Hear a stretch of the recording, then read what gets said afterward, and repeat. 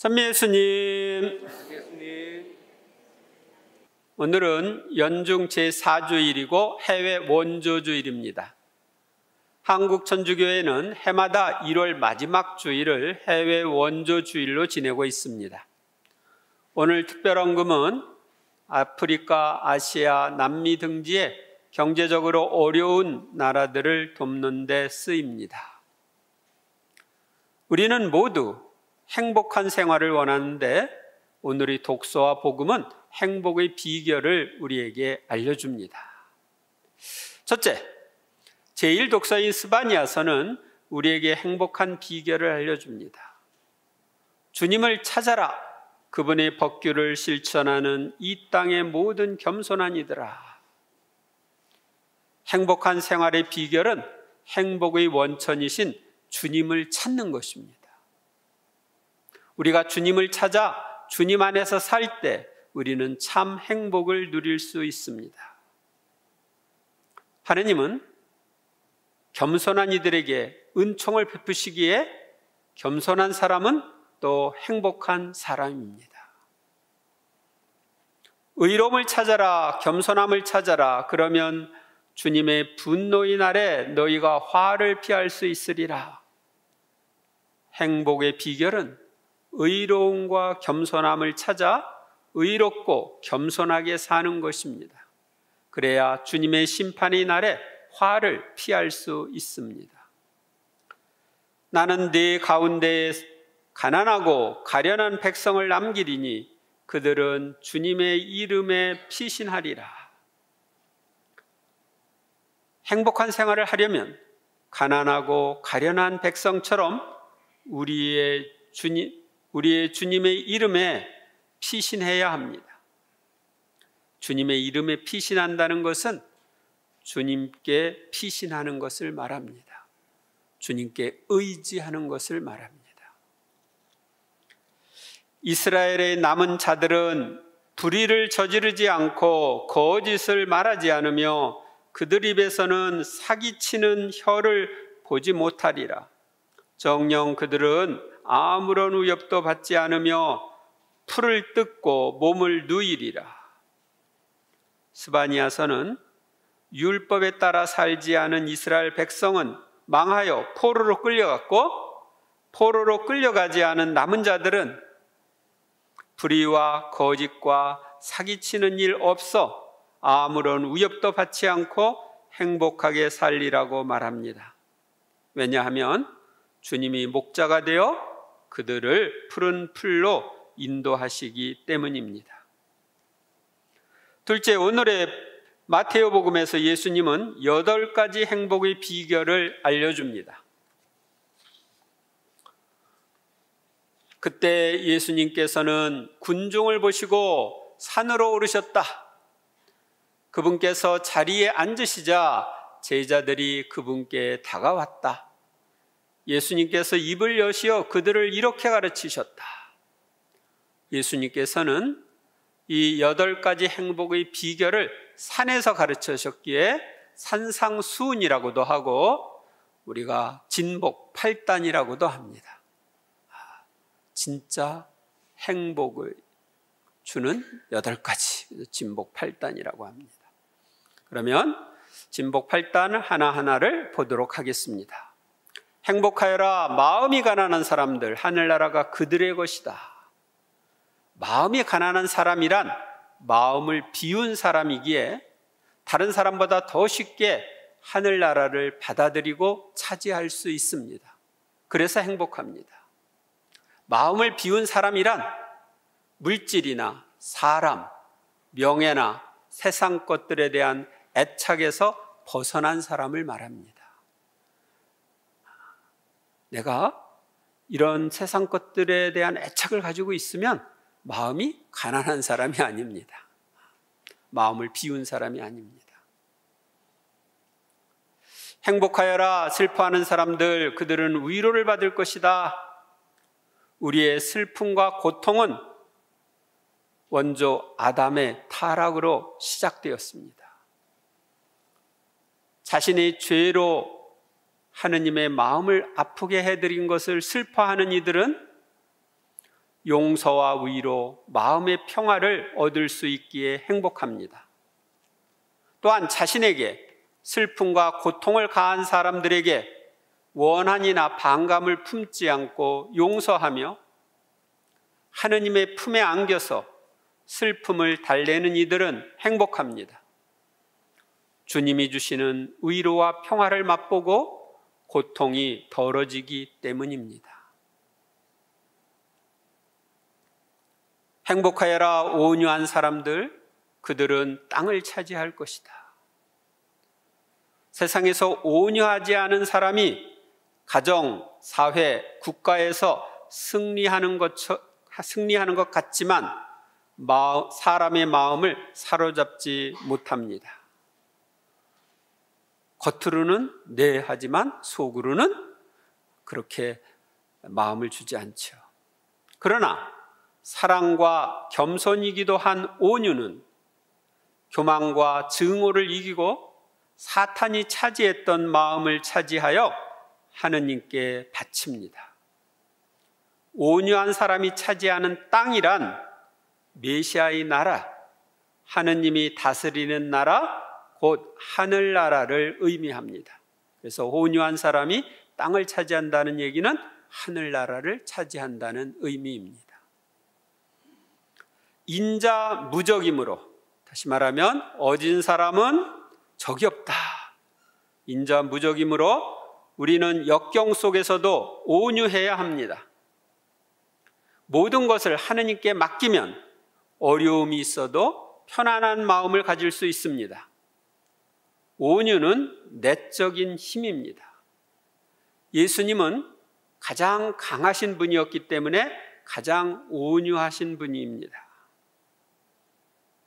온유한 사람은 사람의 마음과 하늘나라를 차지할 수 있기에 행복한 사람입니다. 골로새서 3장 12절은 그러므로 하느님께 선택된 사람, 거룩한 사람, 사랑받는 사람답게 마음에서 우러나오는 동정과 호의와 겸손과 온유와 인내를 입으십시오 하고 우리에게 말합니다. 행복하여라 의로움에 줄이고 목마른 사람들, 그들은 흡족해질 것이다. 인간의 육신은 태어나면서부터 생존을 위해 음식을 탐합니다. 그런데 육신 안에는 영혼이 있고 영혼의 양식은 지혜와 의로움입니다. 우리가 지혜와 의로움을 차지할수록 영혼은 튼튼해지고 지혜와 의로움을 더욱 갈구합니다. 그리고 이 주림과 목마름은 하느님의 품에 갈 때 완전하게 채워집니다. 세상에서는 의로움인 정의가 완전히 실현될 수 없음을 아는 우리는 하느님만 아시면 된다고 생각하고 하느님께서 갚아주시리라는 믿음으로 살아야 합니다. 우리의 순교자들은 온갖 불의를 겪으면서도 그렇게 살았습니다. 의로움에 줄이고 목마른 사람은 의로우신 하느님께서 반드시 흡족하게 채워주실 것이기에 행복한 사람입니다. 그러므로 우리는 마태오복음 6장 33절에서 너희는 먼저 하느님의 나라와 그분의 의로움을 찾아라. 그러면 이 모든 것도 곁들여 받게 될 것이다 하신 예수님의 말씀을 기억하면서 목마른 사람처럼 의로움을 추구해야 합니다. 행복하여라 자비로운 사람들, 그들은 자비를 입을 것이다. 자비로운 사람이란 남에게 따뜻한 동정심을 가지고 영혼과 육신에 필요한 도움을 주는 사람입니다. 이런 사람은 자비를 베푸는 예수님을 닮은 사람이고 필요할 때마다 자비를 입을 사람입니다. 그러기에 행복한 사람입니다. 예수님께서는 누가복음 6장 38절에서 주어라 그러면 너희도 받을 것이다. 누르고 흔들어서 넘치도록 후하게 되어 너희 품에 담아주실 것이다. 너희가 되지라는 바로 그 되로 너희도 되받을 것이다 하셨습니다. 자비의 씨를 뿌리는 사람은 이 세상이나 내세에서 자비의 열매를 풍성히 거둘 것이기 때문에 행복한 사람입니다. 행복하여라 마음이 깨끗한 사람들, 그들은 하느님을 볼 것이다. 하느님께서는 깨끗함 자체이신 분이시고 천국은 깨끗함의 나라입니다. 따라서 마음이 깨끗한 사람은 하느님을 뵙고 하늘나라를 차지할 수 있기에 행복한 사람입니다.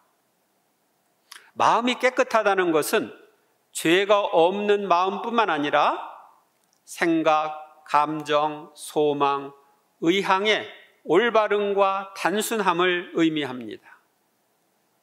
깨끗한 마음이란 순수한 마음을 의미합니다.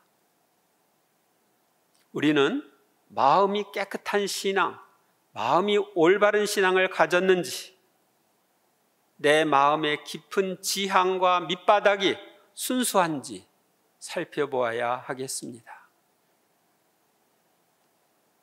우리는 바리사이처럼 겉으로는 규정을 잘 지켜 깨끗한 것 같지만 마음이 교만과 음란과 욕심으로 더럽혀져 있지 않은지 살펴보아야 합니다. 그런데 이렇게 더럽혀졌을 때는 어떻게 해야 될까요? 그 마음을 깨끗하게 하는 고해성사가 있죠. 또 마음의 상처를 치유하는 내적 치유 기도가 있습니다. 그래서 우리는 잦은 고해성사와 내적 치유 기도를 통해 마음이 깨끗해질 수가 있습니다. 이렇게 해서 마음이 깨끗한 사람은 행복한 사람입니다. 행복하여라 평화를 이루는 사람들, 그들은 하느님의 자녀라 불릴 것이다. 평화를 이루는 사람이란 자신과 타인에게 평화를 가져다 두는 사람을 의미합니다. 하느님께서는 오직 평화 안에만 계시고 하느님의 자녀는 평화롭습니다. 따라서 걸핏하면 감정의 격동을 일으키는 사람은 하느님의 자녀라고 할 수 없습니다. 격한 감정에 휘둘려서 사는 사람들은 하느님의 자녀라고 말할 수가 없어요. 하느님을 닮은 모습이 없기 때문입니다. 우리 안에 사랑이 없으면 평화가 없습니다.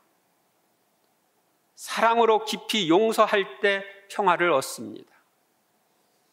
깊이 용서하면 깊은 평화를 누립니다. 또한 양심적으로 할 때 어려움이 있어도 평화롭습니다. 양심을 거스르는 행위를 하면 불안합니다. 그리고 진리를 찾을 때, 사실대로 받아들일 때, 솔직할 때 마음이 평화롭습니다. 평화는 성령님의 인도하심에 따라 살 때 맺어지는 열매이기도 합니다. 평화를 사랑하고 평화를 간직한 사람은 입을 다물고 있어도 얼굴과 자세에 평화가 풍깁니다. 그리고 그 사람 곁에 가면 마음이 편안합니다. 평화를 이루는 사람은 평화이신 하느님을 닮은 하느님의 자녀이기에 행복합니다. 행복하여라 의로움 때문에 박해를 받는 사람들, 하늘나라가 그들의 것이다. 의로움 때문에 박해를 받는 사람들은 하늘나라를 차지할 것이기에 행복합니다. 그래서 순교자들은 오늘 죽으면 나는 천국에 간다 하면서 기쁘게 죽을 수가 있었어요. 사람들이 나 때문에 너희를 모욕하고 박해하며 너희를 거슬러 거짓으로 온갖 사악한 말을 하면 너희는 행복하다, 기뻐하고 즐거워하여라. 너희가 하늘에서 받을 상이 크다. 사람 안에 있는 영원한 것은 박해로 더 기운찬 생명력을 얻습니다.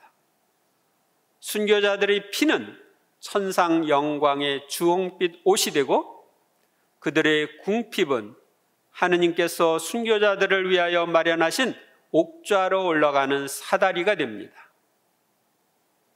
박해받는 이들이 당하는 모욕과 중상받는 이들의 눈물 한 방울도 천상 영광에 들어가면 아주 소중하게 여겨집니다. 따라서 우리는 주님 때문에 모욕과 박해를 당하고 온갖 사악한 말을 들으면 기뻐하고 즐거워해야 합니다. 우리가 하늘에서 받을 상이 클 것이기 때문입니다.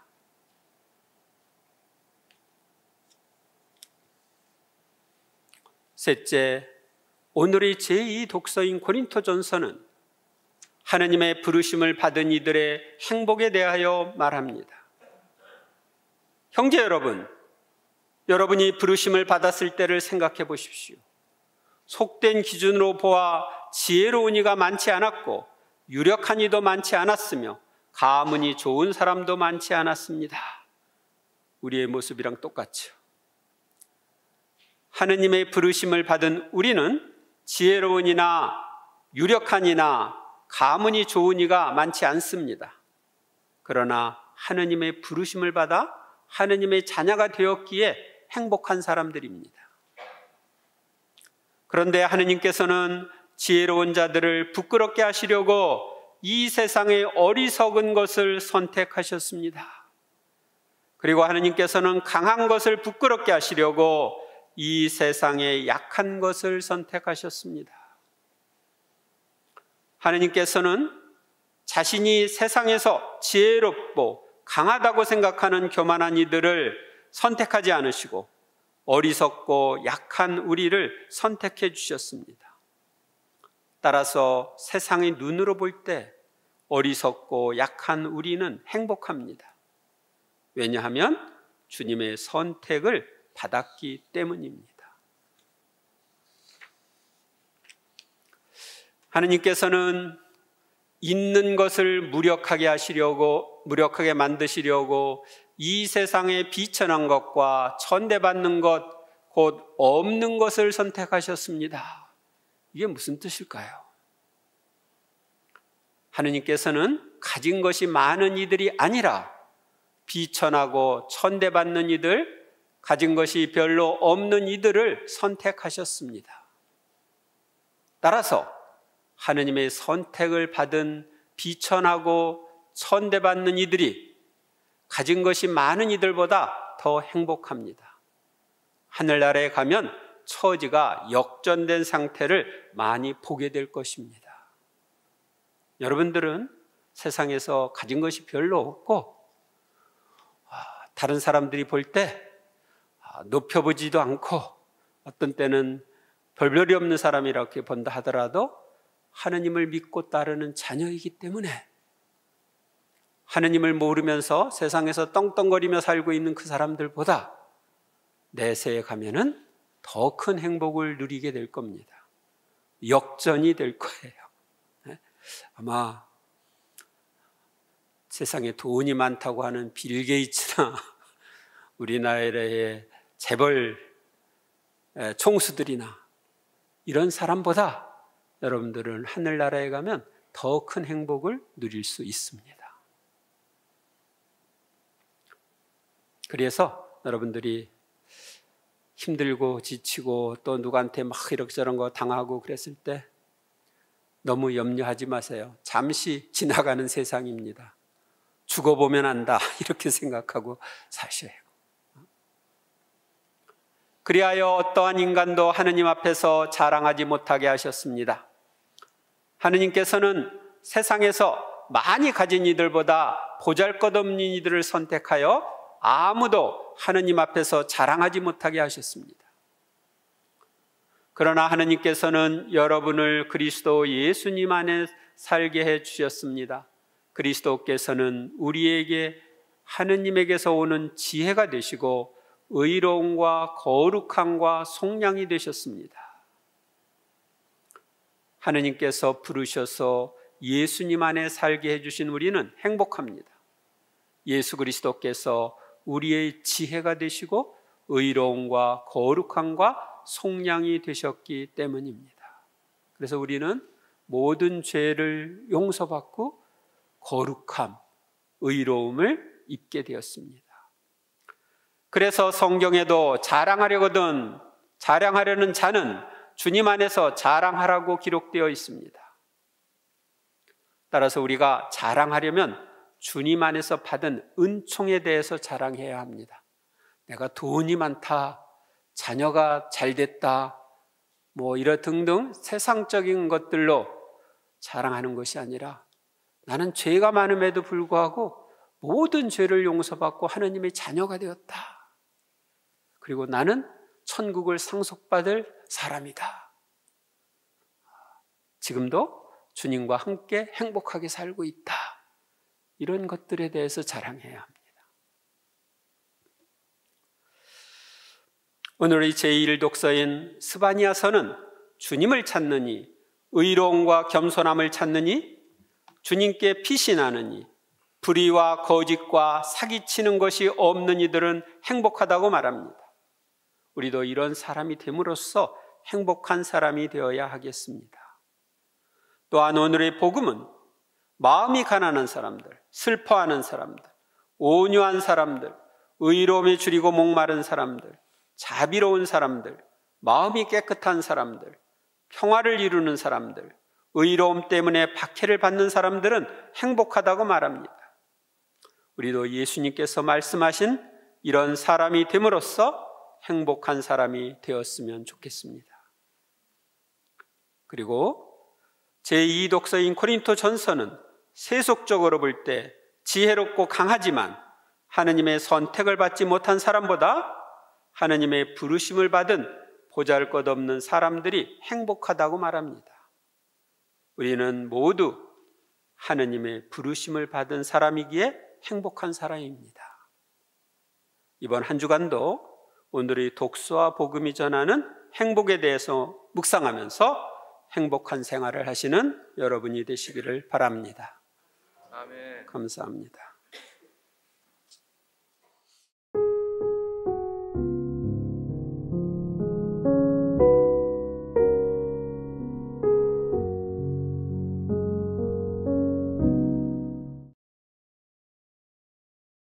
주님의 평화가 항상 여러분과 함께 또한 사제의 영과 함께.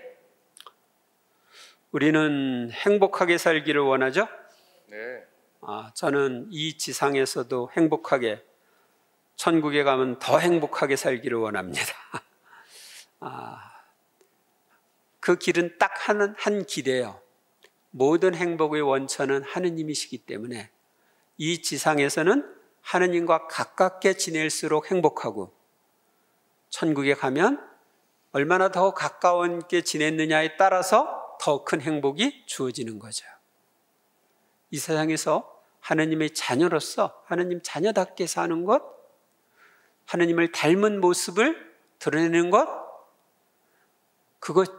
그리고 그 닮은 모습의 핵심에는 뭐냐면 서로 사랑하라는 계명을 지키는 거예요. 그러면 사랑이신 주님이 그 가운데 계시니까 우리가 이 지상에서 행복할 수가 있어요. 그리고 이 세상에서 그렇게 사랑의 생활을 한 것만큼, 주님을 닮은 모습을 지닌 만큼 하늘에 가면 더 큰 행복을 누리게 되는 거죠. 다른 길은 없어요. 여러분들이 이 세상에서 부자로, 인기짱으로, 어떤 권력을 가지고 등등 세상 것들이 나를 행복하게 해주지 못해요. 우리는 신문지상이나 TV나 인터넷이나 이런 걸 통해서 잘 나가던 사람들이 쫄딱 망하는 것들을 우리는 많이 보죠. 그리고 그런데 막 세상 것에 막 마음을 써가지고 거기에 몽땅 투자했는데 나올 때, 죽을 때 보면은 아무것도 못 갖고 가. 하느님을 섬기고 하느님 안에서 사는 우리는 영원히 가져갈 것을 마련하는 거예요. 그리고 우리는 행복한 사람입니다. 그래서 앞으로도 여러분들이 하느님과 함께 생활함으로써 또 하느님을 닮은 생활을 하려고 힘쓰므로써 행복한 사람이 되시길 바랍니다. 아셨나요? 네. 네, 오늘 평화 인사는 행복하십시오. 평화 인사 나누십시오. 행복하십시오. 행복하십시오. 행복하십시오.